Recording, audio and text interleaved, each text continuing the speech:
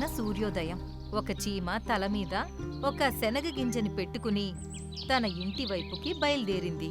అంటే కష్టం మీద ఈ రోజు నాకు ఒక గింజ దొరికింది. కానీ ఏం పర్వాలేదు, కొద్ది రోజులు ఆహారం కోసం వెతికే అవసరం ఉండదు.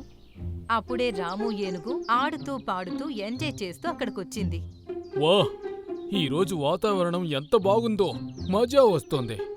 ఏనుగు చీమని చూడగానే తన దగ్గర ఉన్న శనగ గింజను తీసుకుని దాని తొండంతో నోట్లో పెట్టుకుంది. అయ్యో, నువ్వు అలా ఎందుకు చేశావు? ఒక గింజే కదా, అది తిన్నంత మాత్రాన నీ ఆకలి ఏమైనా తీరుతుందా ఏంటి? ఆ ఒక్క గింజ నాకు ఎన్ని రోజుల ఆహారం అయ్యేదో నీకేం తెలుసు? ఎంత కష్టపడి నేను దాన్ని తీసుకొచ్చానో ఏం తెలుసు నీకు? దాన్ని మోయడానికి నువ్వు చాలా కష్టపడుతున్నావు కదా, అందుకే నేను దాన్ని తినేశాను. ఇంక నువ్వు ప్రశాంతంగా మీ ఇంటికి వెళ్ళొచ్చు. ఈ మాట విని ఏమీ చెయ్యలేక చీమ పళ్ళు నూరుతూ ఉండిపోయింది. ఏనుగు నవ్వుతూ అక్కడ్నుండి వెళ్ళిపోయింది. రాము ఏనుగు అక్కడ్నుండి వెళ్లిన తరువాత పాపం చీమ మళ్ళీ ఆహారం వెతకడానికి వెళ్ళింది. కొద్దిసేపటి తర్వాత టీను పిచ్చుక తన గూడును నిర్మించుకుంటుంది. తన బిడ్డ కూడా అక్కడే కూర్చుని ఉంది. తను కూడా గూటి లోపల ఒక్కొక్క పుల్లని పెడుతూ ఉంది. ఇది కేవలం చివరి పుల్ల, ఇంక నా గూడు సిద్ధమైనట్టే. బిడ్డ చింకి, పద త్వరగా వెళ్ళి గూడులో కూర్చో. ఇప్పుడిక మనం ఉండడానికి గూడు సిద్ధమైపోయింది. నిజంగానా అమ్మా? చింకి పిచ్చుక సంతోషంగా ఎగురుకుంటూ వచ్చి గూటి లోపల కూర్చుంది. ఆ తర్వాత టీను పిచ్చుక కూడా గూటిలో కూర్చుంది. వావమ్మా! రెండూ గూటిలో కూర్చుని సంతోషిస్తూ ఉండగా వాటికి ఎవరో తోస్తున్నట్టుగా అనిపించింది. అరే అమ్మా, ఈ గూడు ఎందుకని ఇలా కదులుతుంది? నాకు కూడా తెలీదు, ఉండు చూస్తాను. టీను పిచ్చుక గూటి నుండి బయటకొచ్చి చూస్తే అక్కడ రాము ఏనుగు తన తొండాన్ని చెట్టుకు వేసి దారుణంగా రుద్దుతూ ఉంది. అరే రాము ఏనుగు, నువ్వు ఏం చేస్తున్నావు? ఇలా అయితే నా గూడు కింద పడిపోతుంది. టీను పిచ్చుక, నా తొండంలో చాలా దురద పెడుతోంది. ఒకవేళ అది తగ్గకపోతే నొప్పికి నాకు పిచ్చి పడుతుంది. టీను పిచ్చుక మాటలు పట్టించుకోకుండా రాము ఏనుగు చెట్టును కదిలిస్తూనే ఉంది. తన గూడు కింద పడబోతూనే ఉంది. చింకి పిచ్చుక గూటి నుండి బయటకు రాగానే గూడు కింద నేల మీద పడి విరిగిపోయింది. అయ్యో భగవంతుడా, ఏంటి ఇలా జరిగింది? టీను పిచ్చుక, నీ గూడు విరిగిపోయింది చూడు. టీను పిచ్చుక చూపు అంతా తన విరిగిపోయిన గూడు మీదే ఉంది. తన కళ్లల్లో నుండి నీళ్లు కారుతున్నాయి. రాము ఏనుగు నవ్వుతూ అక్కడ్నుండి ముందుకు వెళ్ళిపోయింది. సాయంత్రం సమయంలో కొన్ని జంతువులు మాట్లాడుకుంటూ ఉన్నాయి. ఈ రాము ఏనుగు మన జీవితాల్ని నరకంగా మార్చేశాడు. నా ఆహారం దొంగతనం చేసి 3 రోజుల పాటు నాతో సేవలు చేయించుకొని ఆ తర్వాత ఆహారం తిరిగిచ్చాడు. అవును, తన దుర్మార్గాలు పెరిగిపోతూనే ఉన్నాయి. ఎంతో కష్టపడి నేను నా గూడును కట్టుకున్నాను, కానీ తను చెట్టును ఊపి ఊపి నా గూడుని కింద పడేశాడు. అడిగితే ఇలా అన్నాడు, నా తొండంలో దురద పుడుతుందని, అది తగ్గకపోతే నొప్పితో నేను పెంచోడినైపోతాను అన్నాడు. అవును, ఈ రాము ఏనుగు కాదు, ఈ రాము ఒక పెద్ద రాక్షసుడు. జంతువులన్నీ తన గురించి చాడీలు చెప్పుకుంటున్నాయి. అప్పుడే చీమ ఏదో ఆలోచించి అదే లైన్ని రిపీట్ చేసింది. ఒకవేళ తొండంలో దురద తగ్గకపోతే తన నొప్పితో పిచ్చోడు అయిపోయేవాడా? అలా అని తన మొహంలో చిరునవ్వు వచ్చింది. రాత్రి ఏనుగు తన గుహలో కూర్చుని ఉండగా చీమ తన దగ్గరకు వెళ్ళింది. రాము ఏనుగు, నువ్వు టీను పిచ్చుకతో అలా ప్రవర్తించకుండా ఉండాల్సింది. నువ్వు తన గూడు పగలగొట్టావు కదా, ఇప్పుడు దాన్ని నువ్వే మళ్ళీ కట్టివ్వు, లేదంటే అస్సలు బాగోదు. ఓ ఆహా,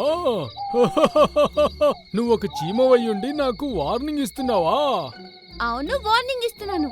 ఎందుకంటే ఆ అమ్మవారు నాకు వరం ఇచ్చారు కాబట్టి. నేనేం మాట్లాడినా అది నిజమైపోతుంది. సరే, ఏమనాలనుందో అను, నేనేం అస్సలు పట్టించుకోను. సరే అయితే విను.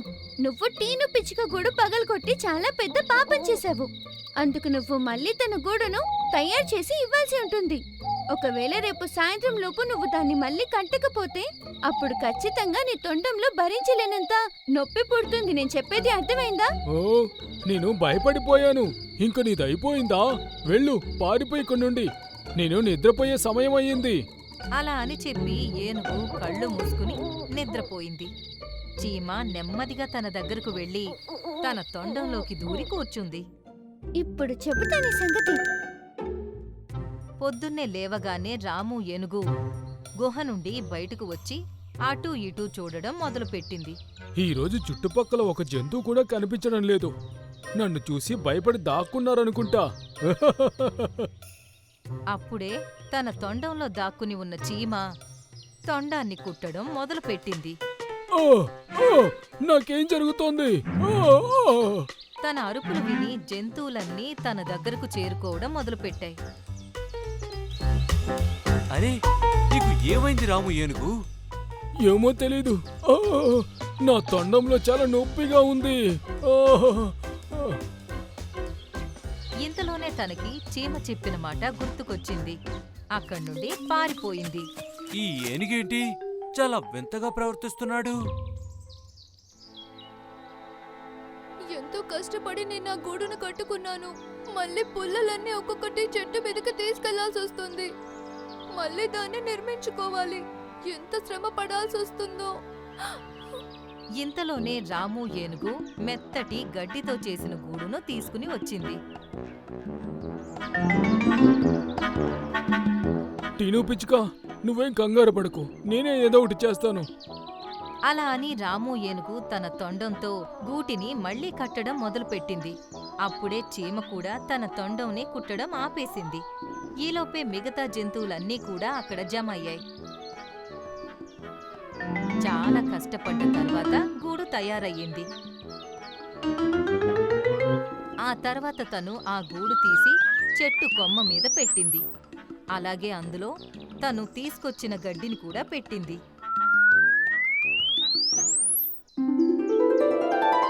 ఇదిగో టీను పిచ్చుక, మీ ఇల్లు పూర్తిగా తయారైంది. నన్ను క్షమించు. నేను నీకు చాలా నష్టం కలిగించాను. నేను చేసిన దానికి ఆ తప్పు సరిదిద్దుకున్నానని అనిపిస్తోంది. రాము ఏనుగు ఇంత మంచి పని చేయడం చూసి జంతువులన్నీ కూడా ఆశ్చర్యపోయాయి. రాము ఏనుగు కూడా మంచి పని చేయడం వల్లే తన తొండంలో నొప్పి తగ్గింది అని అనుకుంది. ఆ తర్వాత రాము ఏనుగు మళ్లీ వెళ్లి తన గుహలో పడుకుంది. అప్పుడే చీమ నెమ్మదిగా తన తొండం నుండి బయటకొచ్చి అక్కడి నుండి వెళ్లిపోయింది. మరుసటి రోజు ఉదయం జంతువులన్నీ చెరువు దగ్గర ఉండగా రాము ఏనుగు కూడా నీళ్లు తాగడానికి అక్కడికి వెళ్ళింది. అందరూ ఎలా ఉన్నారు మిత్రులారా? ఏంటి విశేషం రాము ఏనుగు? అడవిలో అందరూ నిన్ను బాగా పొగిడేస్తున్నారే. నువ్వు చాలా మంచివాడిలా మారిపోయావని విన్నాను. అవును, ఇక మీద నేను చెడ్డ పనులు చేయడం మానేశాను. ఇక నుండి మంచి పనులు చేయడం మొదలుపెట్టాను. మంచి పనులు చేయడం వల్ల మనసు ప్రశాంతంగా ఉంటుంది. ఈ విషయం నాకు ఈ మధ్య తెలిసింది.